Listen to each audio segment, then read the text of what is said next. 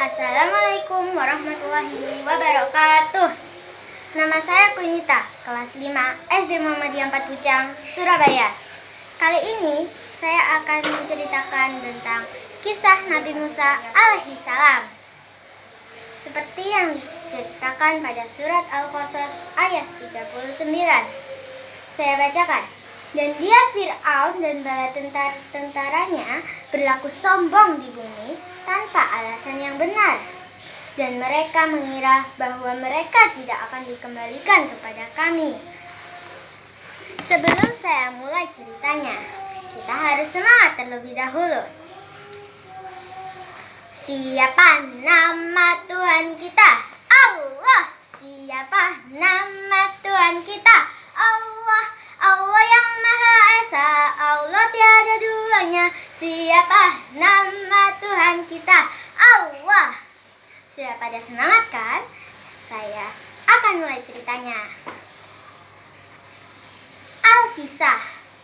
Pada dahulu kala ada seorang raja yang mengaku dirinya adalah Tuhan sekaligus raja yang patut untuk disembah, bernama Fir'aun. Lalu Allah mengutus seorang nabi bernama Nabi Musa alaihissalam beserta saudaranya Nabi Harun alaihissalam untuk berdakwah kepada Raja Fir'aun. Ketika Nabi Musa dan Nabi Harun berada di istana Raja Fir'aun dan bertemu dengan Raja Fir'aun pun kaget karena Nabi Musa berkata, "Wahai Fir'aun, sebetulnya tiada Tuhan selain Allah, maka bertaubatlah." Mendengar percakapan Musa seperti itu, Fir'aun benar-benar marah. Fir'aun sampai berkata, "Heh, aku adalah Tuhan. Aku yang harus disembah. Aku adalah raja sekaligus Tuhan. Allah, siapa itu Allah?" Nabi Musa alaihissalam pun menjawab seperti ini. Allah adalah Tuhan yang menciptakan langit dan bumi. Allah menciptakan matahari. Allah menerbitkan matahari dan menenggelamkan matahari. Menciptakan pagi dan siang. Menciptakan siang dan malam. Fir'aun tetap menantang. Fir'aun berkata, "Buktikan! Buktikan kalau Allah itu memang Tuhan." Hahaha. Musa pun menjawab, "Baiklah, akan kubuktikan." Tangan Musa dimasukkan ke dalam jubahnya. Ketika tangan Musa dikeluarkan, Masya Allah, dengan izin Allah, tangan Musa bersinar seperti sinar matahari. Lalu Fir'aun yang kesilauan menjawab, "Itu hanya sihir. Mana penyihir-penyihirku? Cepat tantang dia," kata Raja Fir'aun. Penyihir-penyihir itu datang dan menjawab, "Siap Baginda, aku akan mengalahkan Musa," kata penyihir-penyihir itu. Lalu penyihir-penyihir itu mengeluarkan tali temali yang jumlahnya cukup banyak dan melemparkannya sambil menyebutkan mantranya. Tali temali itu berubah menjadi ular yang jumlahnya cukup banyak.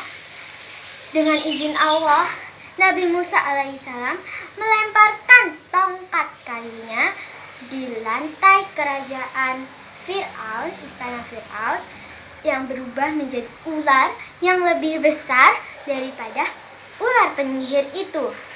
Ular Nabi Musa langsung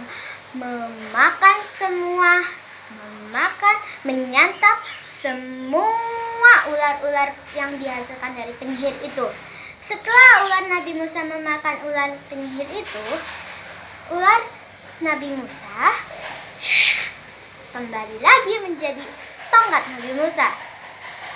Pada malam itu juga, Nabi Musa dan Nabi Harun beserta pengikutnya memutuskan bahwa dia akan meninggalkan kota Fir'aun yang sekarang disebut dengan kota Mesir. Pada keesokan harinya, ketika Fir'aun mendengar bahwa Musa, Harun, dan pengikutnya pergi, Fir'aun dan pasukan berkudanya langsung mengejar Musa alaihissalam, dan juga sekaligus dia membawa persenjataan. Nabi Musa alaihissalam, Nabi Harun alaihissalam, dan pengikutnya pada saat itu sudah di tepi pantai, dan mereka melihat ada pasukan Raja Fir'aun yang berkuda. Hihihi, ketebak, ketebuk. Lalu setelah itu pengikut Nabi Musa berkata, "Wahai Nabi Musa, bagaimana ini? Pasukan Fir'aun sudah hampir datang, sudah dekat."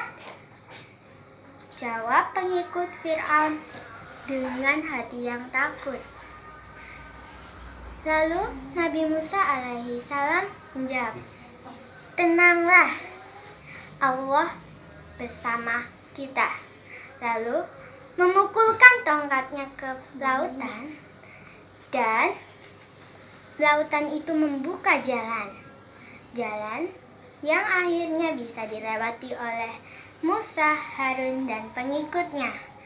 Ketika pengikut Nabi Musa alaihissalam dan Nabi Musa sudah mencapai ujung lautan, Nabi Harun juga sudah sampai. Seketika itu, Fir'aun dan pasukan berkudanya sudah sampai di tengah-tengah lautan. Lalu Musa membantingkan tongkatnya lagi di lautan itu, bernama Lautan Merah. Lalu ombak datang dan menutup jalan itu menjadi lautan lagi. Fir'aun binasa di situ. Assalamualaikum warahmatullahi wabarakatuh.